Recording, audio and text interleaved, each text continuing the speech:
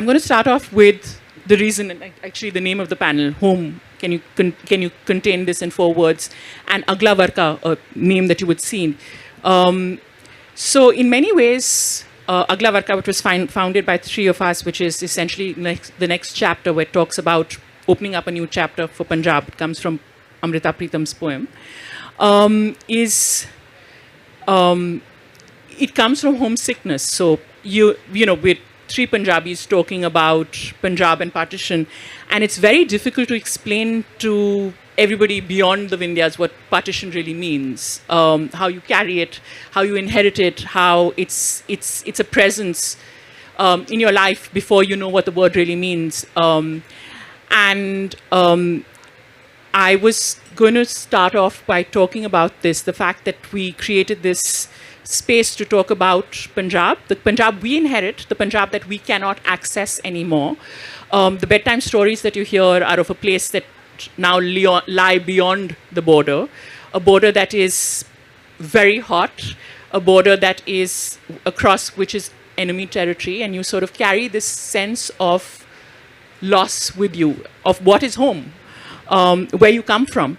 And in many ways, all of us have that connection, and it's sort of repeated in different ways. And partition seems like very many years ago, but it sort of still impacts everything in Punjab.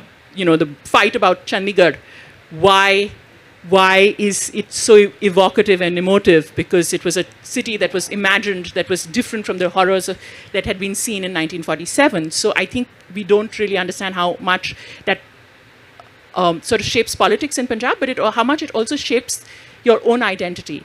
And I would like to start off with Rubina and talking about, if somebody asks you where you come from, it's never really a one-word answer, right? There's no simple way to say it. So can you talk really a little bit about that? Thank you so much, Mandira. I think, like you said, it's a very difficult question to answer. I come from the last 2 generations of my family have been displaced. First in the partition, my father was born in Lahore. My grandparents on my mother's sides were in Rawalpindi. They both came in 1947 to this side of the border and to this side of Punjab. And then again in 84, when my parents were settled in Ludhiana, again with the 84 pogrom, they ended up coming to Chandigarh, that they assumed, because it doesn't carry that history, like you said, from the partition, they assumed that would be a safer space. And then I was born in Chandigarh and kept moving around, and now I'm in Delhi.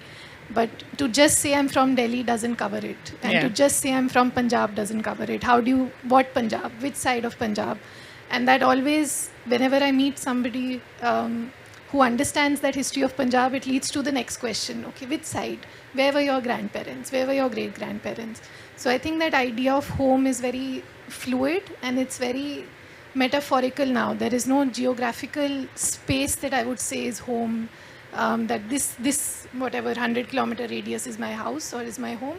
But it ends up being a very abstract concept and an abstract idea. And I think for me, the only tangible thing that I relate with home is fabric. So I'm carrying something with me here, which is, this is part of an old fulkari that my grandmother, my mother's mother, had carried with her in partition.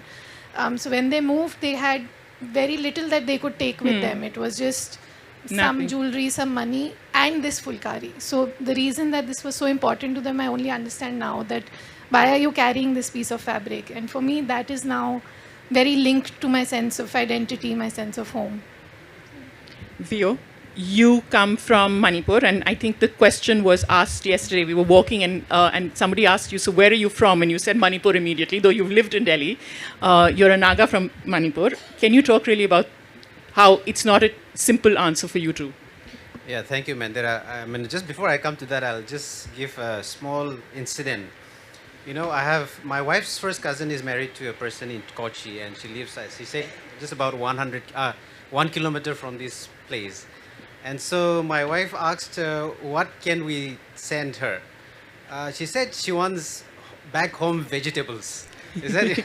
So I had to go scramble from somewhere in the northeast stores in Humayunpur Yeah. where I had to go and buy some of these things because she said she misses home vegetables. I said, okay, I'm going to come from Delhi and I'm going to carry some items which are actually grown and brought from Manipur.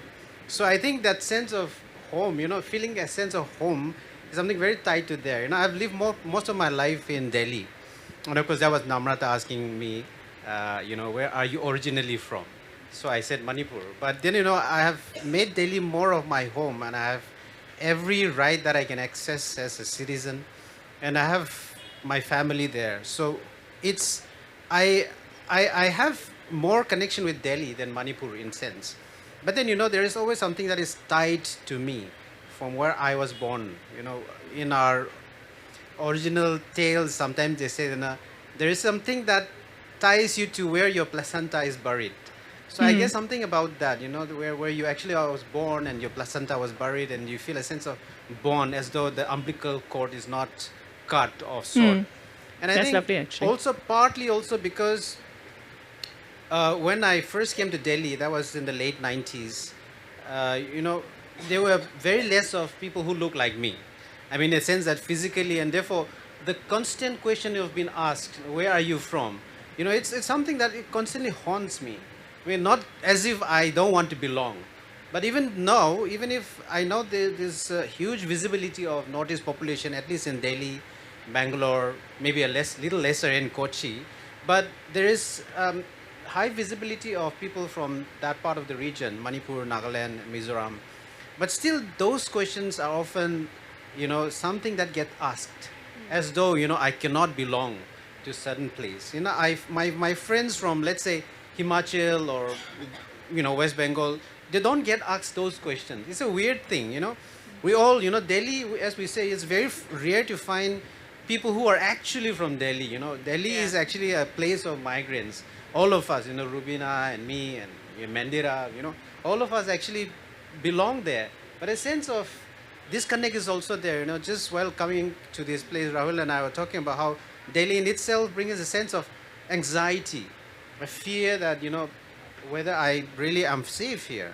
For me, when I was growing up, fear is symbolized by the camouflaged uniform of the armies, because they are more of a threatening presence, And for them, they're also, for the normal people, anybody could be a suspect. So I understand from their vantage point also. But, the overwhelming presence, which suddenly is diminished when I come to Delhi, they don't really exist. So fear takes a different form, fear of so therefore I think that feeling uncomfortable and yet, feeling quite at home. Delhi for me is at home because I do not see those threatening signs which I used to grow up thinking about. But then, the city itself brings in a sense of anxiety as we were talking about. So that's where, so it's not simple to answer in one or two sentences, okay, I am from Delhi. Okay, which part of South Delhi?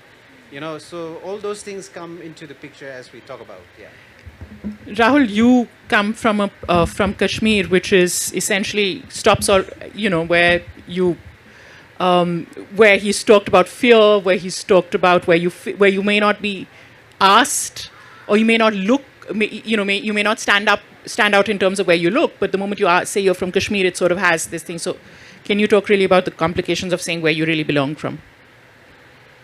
I mean, it's a question which has kind of been the gravitational force behind most of my work.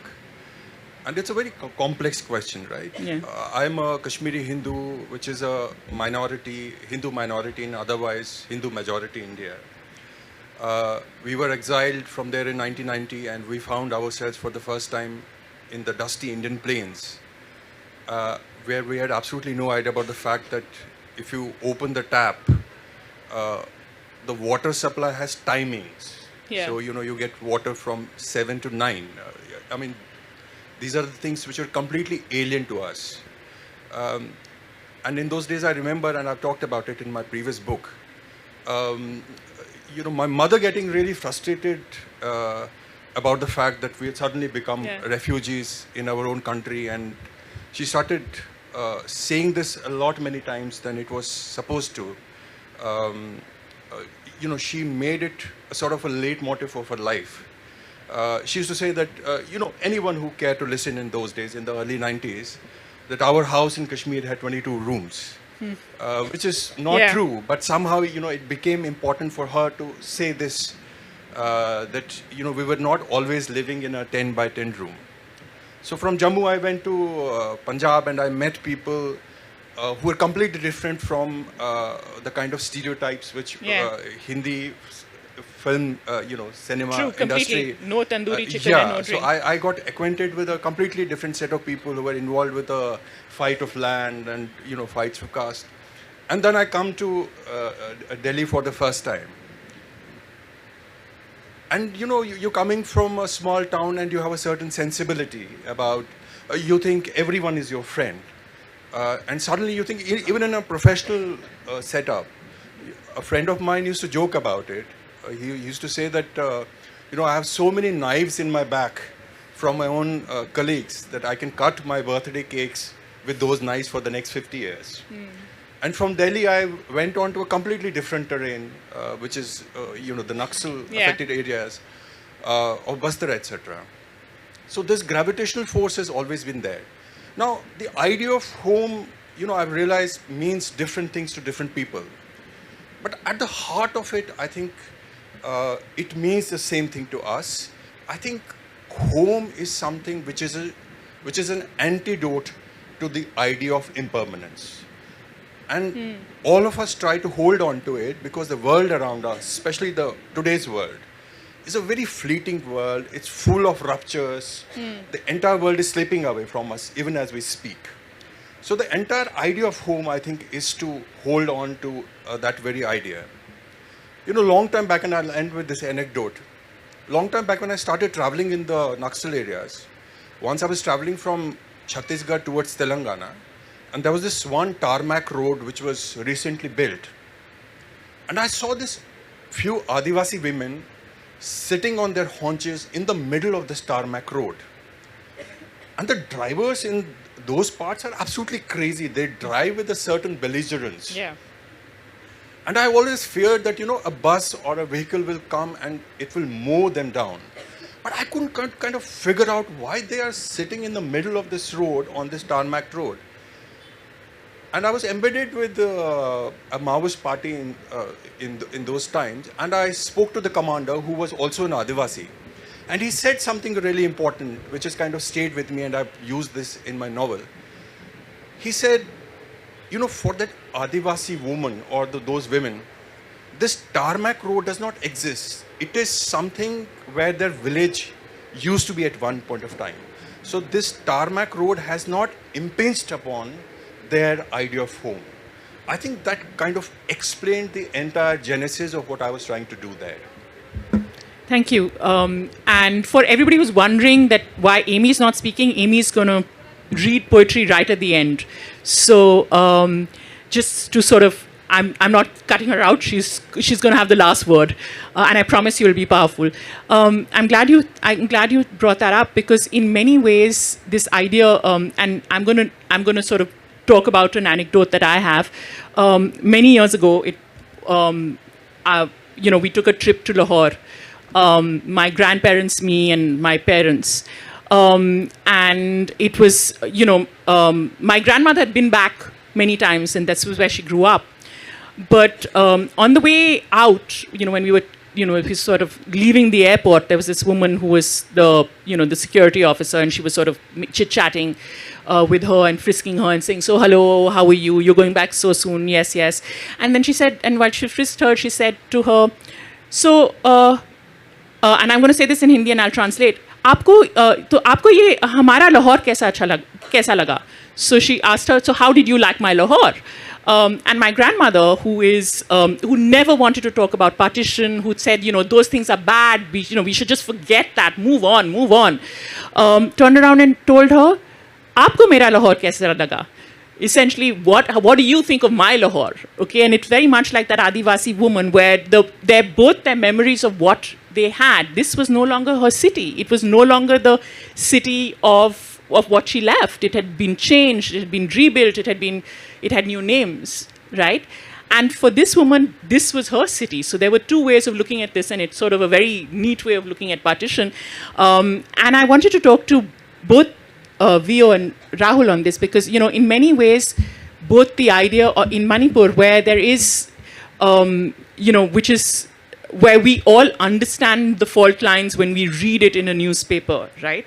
But when you go to Imphal, for example, at this point of time, Maitis can only be till Palel, and that's the buffer zone, and you will find very few people actually go out.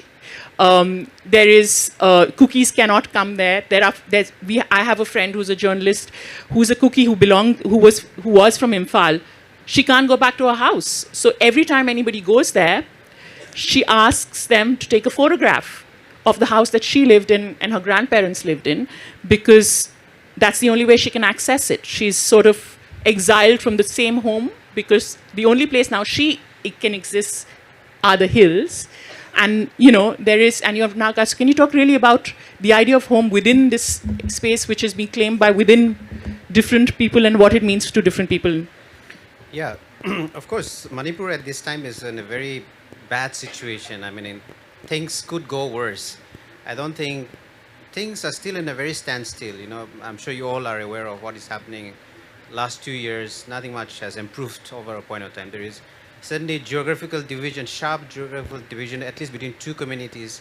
As a Naga, I can go to these two locations, but there are two communities who cannot come face to face.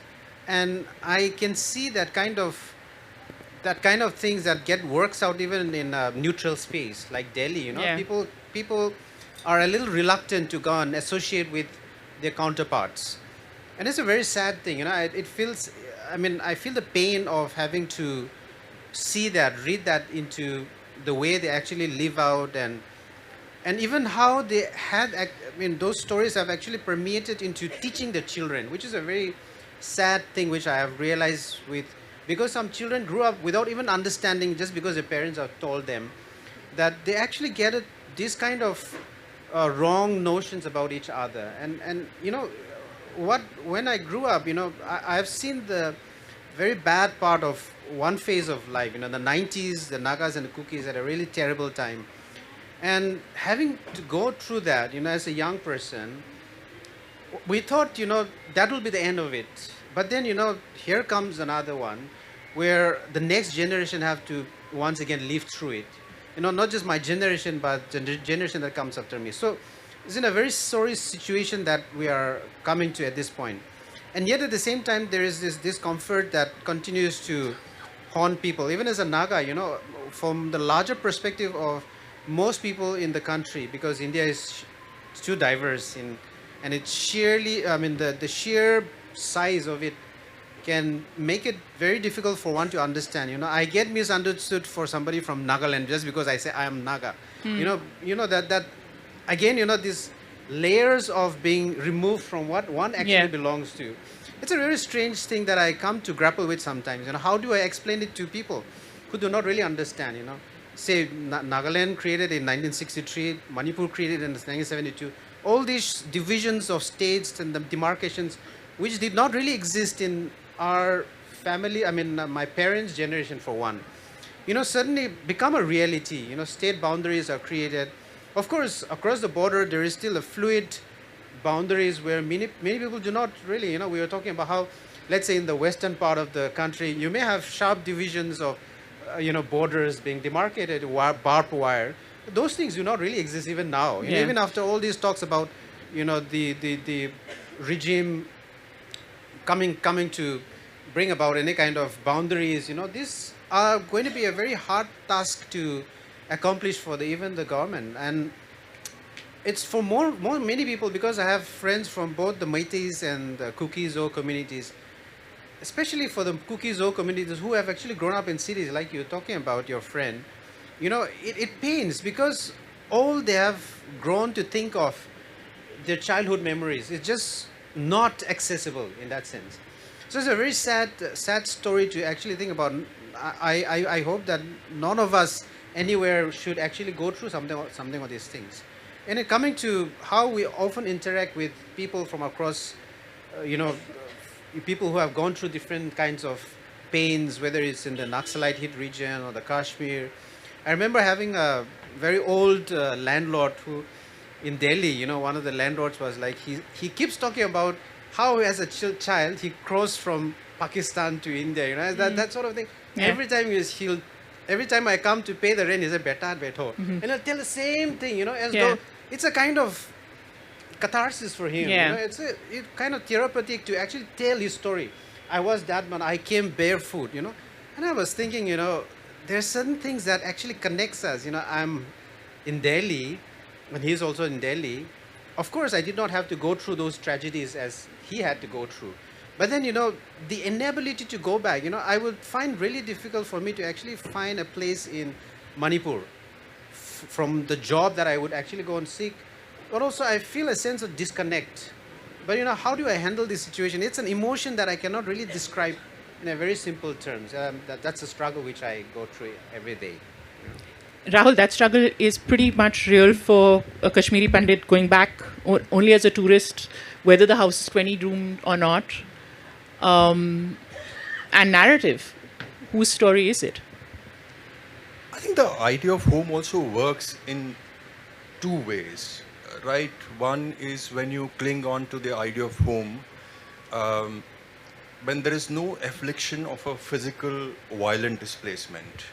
So home for you remains a certain memory of a kitchen, what my dear friend Asim Srivastav calls hearth alienation. You know, what is the essence of home for me? You know, I remember my kitchen used to smell in a particular way when my mother was alive, and it no longer smells like that. So there's absolute hearth alienation. But for people who come from violent backgrounds, it's also sometimes very difficult to reconcile with the idea of home and to keep it live in their hearts rather than geography, because the geography has completely changed. So, for example, my family left Kashmir in 1990, and the only time, I mean, I visit Kashmir very often for reporting, for professional work, but my parents had never been, but my father has never been back to Kashmir after 1990. I remember the only time when I went to to the house where I was living was in the year 2007, and I requested the new occupant of the house to kind of let me have a little tour of the house, and I wanted to click some pictures for my parents so that, you know, they are able to see it.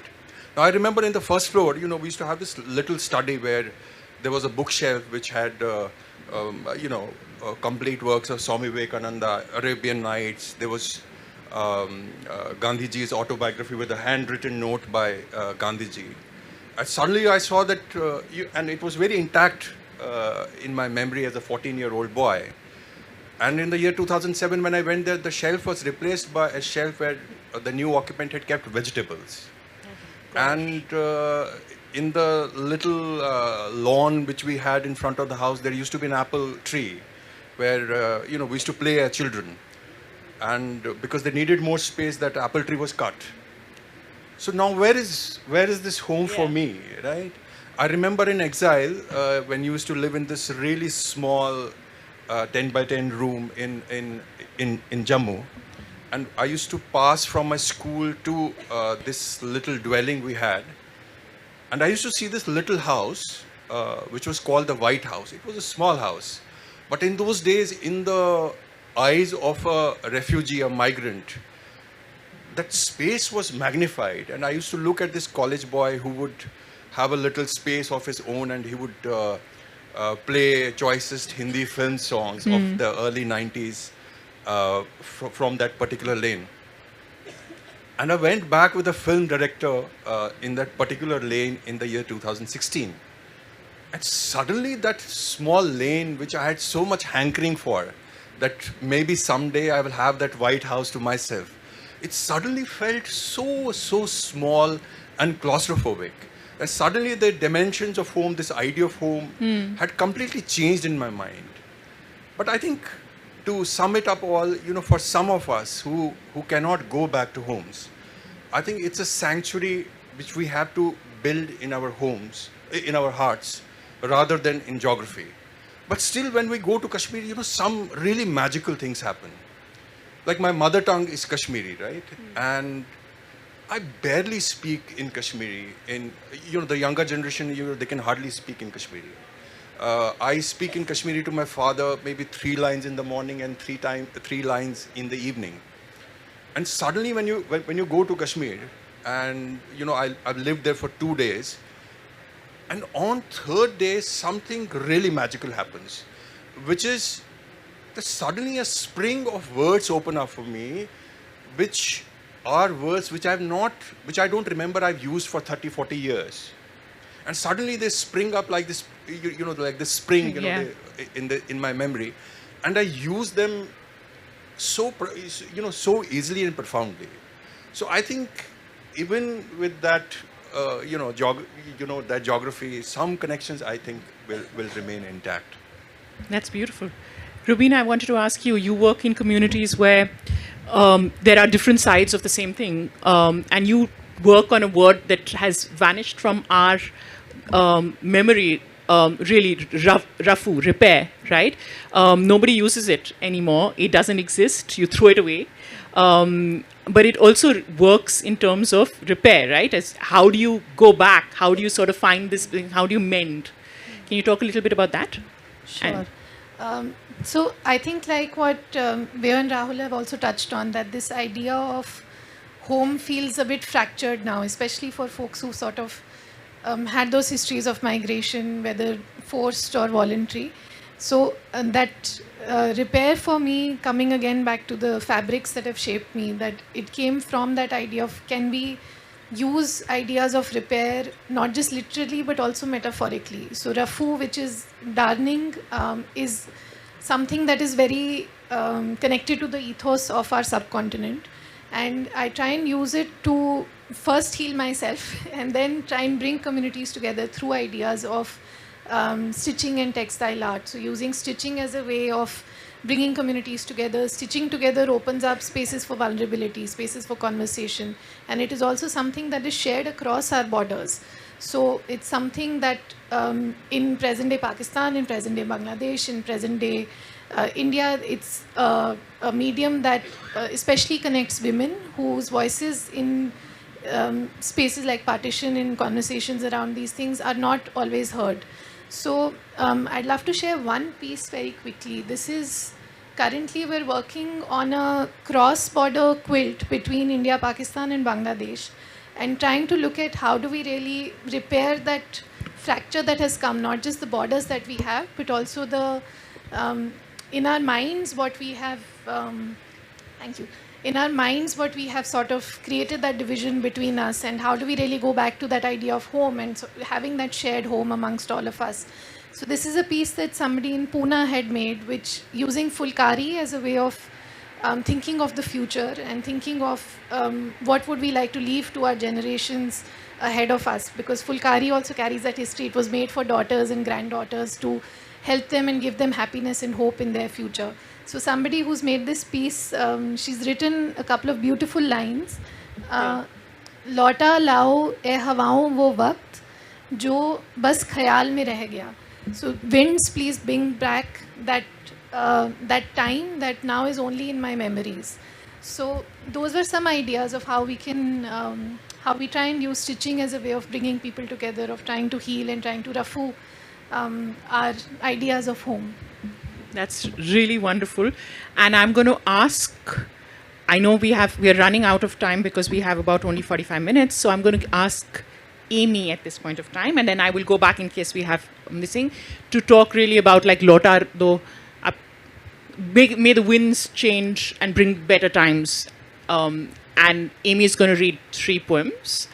Depends on the time we are left. No, it depends on the time that we're left. But also the fact that Amy is this incredible poet. She's young. She is much younger than any of us on the panel. But she still carries the idea of, I mean, this sort of loss somehow has permeated to her too. I mean, for a generation that was, not the first, not the second, but the third. And a young generation. And how it shapes up. So yeah, over to Amy. Namaskaram Kochi, Sat Shri Akal. I come from Punjab, which is to say I come from a land that was broken into two. I also come from a broken home, whose parents separated. So politically as well as personally, for me, the idea of home has always been an idea of curiosity. And I am 33, and now I think I finally understood that probably the safest bet is that home is where my 2 feet are. And home is where if someone is sitting next to me, they should not feel like they don't belong. So I am no longer kind of sort of interested in seeking love or seeking belongingness, but I'm now thinking about offering others to belong and offering love, and I think that has shifted. But 7 to 8 years ago, that was not the case. I was even younger and restless and, a little bit less wiser, so to say. And in Chandigarh, we have a food joint, and that food joint was called biryani. They used to cook biryani, and it was called Lahore Chonk. But then there was some tension on the border, and, as a result, the name of that eating joint was changed to Lucknow Chonk. And, I'm reading that news, and it hurts me, as if someone's tried to change my name. Now, why am I feeling this? At that time, I had never seen Lahore.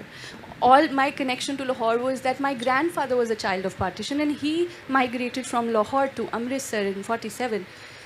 But being a poet, and I think being an intensely emotional person, I sat with that feeling, and I ended up writing a letter to Lahore, the city, just asking, are you okay? Are these kind of hateful, cold winds of othering blowing in your streets too? Because they are here in my city, in Chandigarh. And when I had done writing that letter, I was like, okay, now I am done writing this letter. Letters are supposed to be posted. Who do I send it to? And that realization that I no longer have ancestors in Lahore and nobody that I can address it to. And being a hopelessly romantic person, I thought, hey, but Lahore must have a general post office, right? So let me find that address and send it. And for 7 years, I posted letters of love, belonging, longing, hope, communal harmony across the border to General Post Office, Lahore. And one of those letters, which is a poetic letter, which I would read later, I also posted that online. And I thought I was the only crazy person, but turns out the world is full of crazy people. It turned into a movement.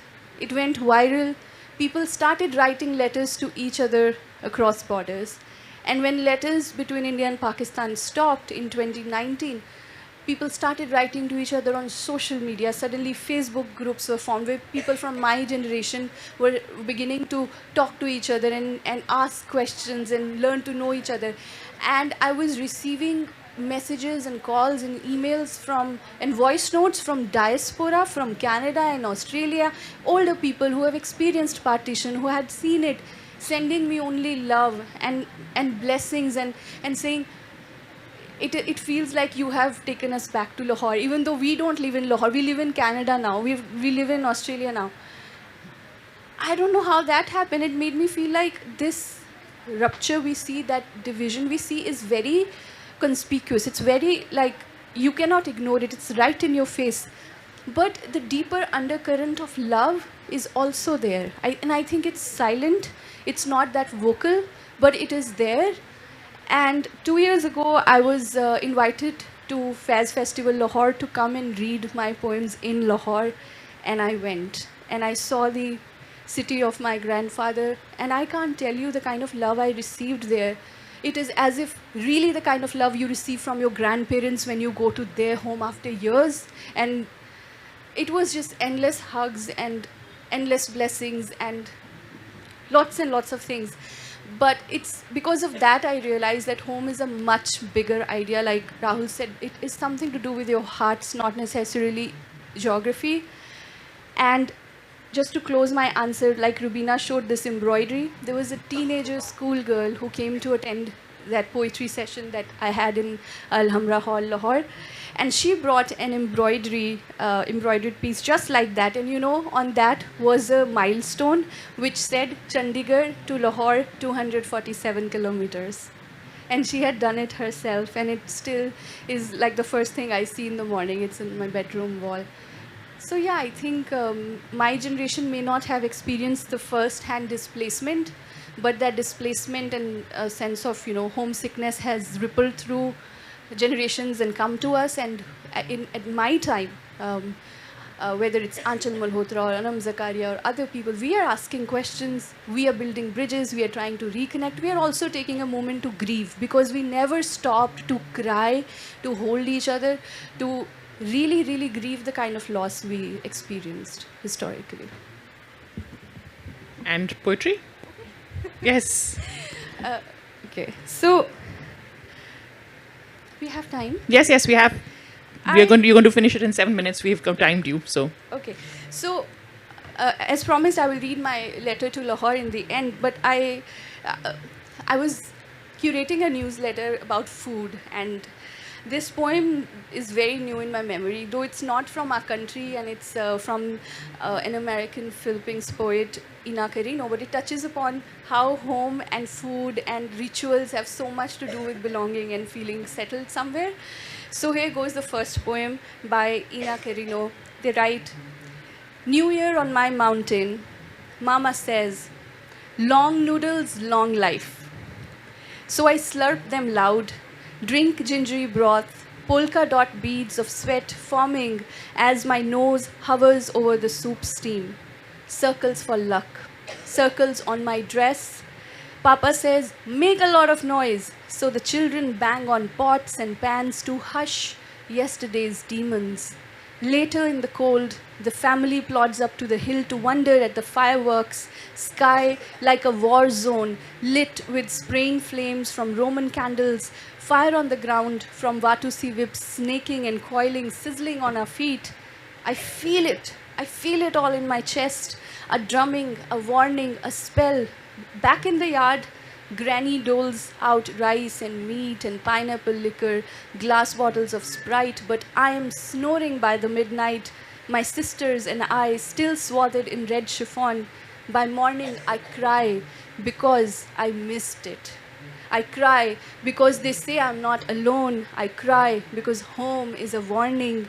I cry because it's pulse, a whiff of flint in the dark. So yeah, I wanted to, I know, but the sense of diaspora and displacement and holding on to rituals to belong is so universal, and I did want to read this. I will now read you the letter to Lahore and then close off with 4 lines from a Sindhi poet, and I think it will tell you all. So I wrote, Dear Lahore, how are you? Let's go back in time, shall we? I was 14 years old, half tucked, in this small bed next to my mother's, in this huge hospital of Amritsar, trying to tune into radio stations to keep me company, when I first stumbled upon the fearless, seditious radio waves of yours. मैं हैरान थी और बेहद खुश भी कि इन तरंगों को नहीं रोक पाई वागा अटारी की कोई सरहद. मुझे यकीन था इसके बाद अगर मुझे जीना है तो इसी तरह आवारा, बेबाक और बेखौफ जीना है. And after that night, your radio sang songs of my heart, and I went to bed with City FM 89 putting me to sleep. This morning, I woke up to Lahore radio paying tributes to Mehdi Hassan. So I quickly took out a postcard from my collection and I wrote, Kis kis ko batayenge judai ka sabab hum, tu mujhse khafa hai to zamane ke liye aa. And I've sent it to General Post Office Lahore. What will happen when it reaches you? Will you write me back? देखो ना, मैं सरहदों को सराब कराई हूँ, फराज ने कहा था, सो दोस्ती का हाथ बढ़ाई हूँ, will you hold it? मेरे एक दोस्त ने मुझे फ़ोन पर कहा, एमी जुलाई में नाटक लेकर लाहौर जा रहे हैं, तुम्हारे लिए कुछ ले आए क्या? मैंने कहा, लाहौर ही ले आ सकते हो क्या? So he laughed, And I said, no, I do need a few things. थोड़ी मिट्टी जलानी पार्क की जिसे मैं रोज़ गार्डन की हर क्यारी में छिड़का देना चाहती हूँ. थोड़ा पानी रावी का जिसे सतलुज में मिलाकर मैं पंजाब को उसके खो चुके मायने लौटाना चाहती हूँ. एक गांव है मेरे दार्जी का जहाँ मैं कभी नहीं गई. वहाँ के किसी बुज़ुर्ग के हाथों का साया अपने सर पर उड़ा लेना चाहती हूँ. नूर जहाँ की गज़लें, कुछ अनसुने लोकगीत, उन्हें भी अपनी ज़बान पर सजा कर लाना, मैं भी उन्हें गुनगुनाना चाहती हूँ. उस्ताद दामन की कब्र से कोई फूल ले आना, मैं उसे सुरजीत पातर की किताब में सजाना चाहती हूँ. और सुना है कि अंदरूने लाहौर की बाज़ गलियाँ इतनी तंग हैं कि अगर एक जानिब से मर्द और दूसरी जानिब से औरत आ रही हो तो दरमियान सिर्फ निकाह की गुंजाइश बचती है. मैं उस गुंजाइश को भी आजमाना चाहती हूँ. और इससे पहले मैं कुछ और कहती, मेरे दोस्त ने मुझे टोकते हुए कहा, समझ गए एमी, समझ गए, लाहौर ही ले आना पड़ेगा, लाहौर ही ले आएंगे. So tell me Lahore, will you come? I'll keep the door open. I'll lay the table with homemade aloo paranthas. Will you come and dine with me? क्योंकि इधरले पंजाब ਦਾ ਸਾਰਾ ਕੁਝ ਤੇ ਉਧਰਲੇ पंजाब ਦਾ ਸਾਰਾ ਕੁਝ ਹਾਲੇ ਵੀ ਮੈਨੂੰ ਆਪਣੀ ਦਾਦੀ ਦੇ ਸੰਦੂਕ 'ਚ ਪਏ ਉਹਨਾਂ ਦਰੀਆਂ ਬਿਸਤਰਿਆਂ ਵਰਗਾ ਲੱਗਦਾ ਹੈ ਜਿਸ ਤੇ ਬੱਚਿਆਂ ਦੀ ਪੂਰੀ ਮਲਕੀਅਤ ਹੁੰਦੀ ਹੈ. So tell me लाहौर, अपनी जायदाद का लुत्फ़ उठा लें. ये सारी लकीरें जो हायल हैं दरमियान, इनको मिटा लें.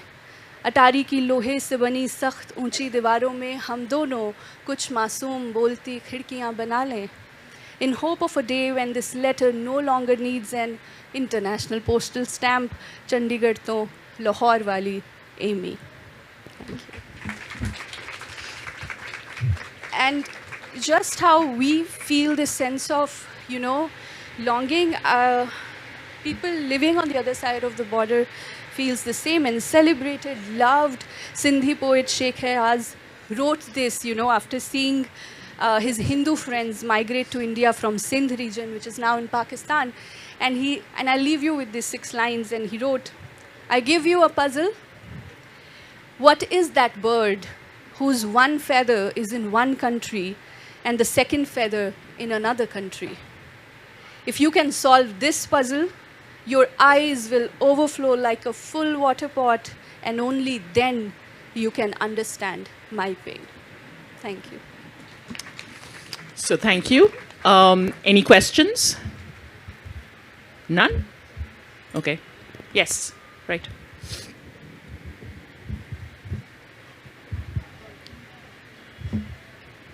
Hello.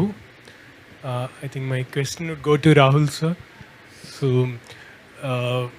it's very hard to imagine what you went through during your adolescence and your teen years, fleeing for life with family and going to an unknown town, unknown city, and settling there.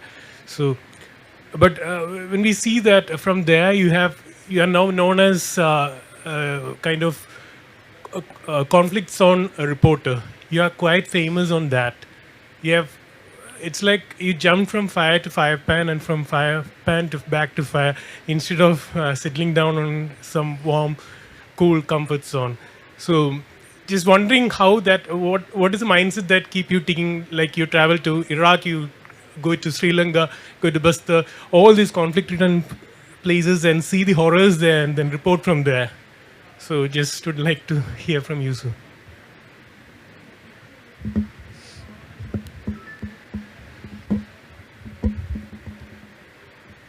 I think what my own personal history taught me, there are many conflict reporters, and but what I think I brought to table is a sense of empathy for people who I thought are facing similar situations, across the world, and what their idea of home is. So in that sense, that kind of worked for me. What it has also done for me is, when I started reporting, I invariably, journalists, what they ideally do is when they go to a particular conflict zone or any assignment, they immediately start thinking in terms of language, right? So, which means that the moment I step into a zone, I'm immediately thinking of intros in the back of my head. This is going to be my intro, this is how I'll end my story. And this is invariably in a language which I'm supposed to write in, English, Hindi, Persian, Malayalam, whatever. But I think what I had gone through in Kashmir helped me to frame some of these stories in what the Germans call Dankbild, which is basically a thought image. It's a moving frame in front of my eyes where I try and make an effort to put in one extra layer of meaning to what my eyes are seeing. And I've been fortunate enough to do some long-form reporting in these areas. But even then, sometimes one feels that I was telling this to Mandira yesterday, even then one feels that there's a sort of inadequacy between what you are feeling at that point in time and what you are actually able to write in your dispatches. It also helped me reject this journalistic conceit. We sometimes take excessive pride in this, that we have to remain unmoved from the people and the events we see in. So right in the beginning of my career, I outrightly rejected this on my own. And I was very moved by some of the people and some of the events I saw it, which is very different from losing a sense of proportion or a balance. But I still did it.